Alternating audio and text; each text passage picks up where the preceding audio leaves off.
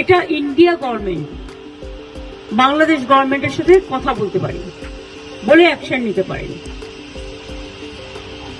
আমরা এটুকু বলতে পারি যে আমরা এক্সটার্নাল অ্যাফেয়ার্স পলিসির ব্যাপারে তৃণমূল কংগ্রেসের স্ট্যান্ড হচ্ছে যে যখনই গভর্নমেন্টে থাকুক না কেন আমরা গভর্নমেন্টের স্ট্যান্ডটাকে সাপোর্ট করি।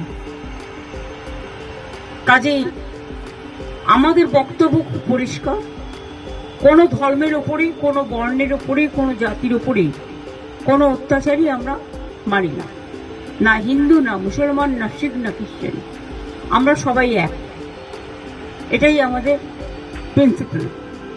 সুতরাং বুঝলে, আমার কথা দিয়ে বুঝতে পারলেন আমরা যেসব ঘটনা আজ নয় গত 1 বছর ধরে ঘটছে, প্রত্যেকটা ঘটনার জন্যই আমরা দুঃখিত। কিন্তু দুঃখিত হলেও আমরা যেহেতু একটা অন্য দেশের নাগরিক এবং আমাদের স্টেট গভর্নমেন্ট আছে, কিন্তু সেন্ট্রাল গভর্নমেন্টও আছে, সুতরাং এটা জিওআই মানে government of India can take up the matter with the Bangladesh government. এটা বোথ দ্য কান্ট্রিজ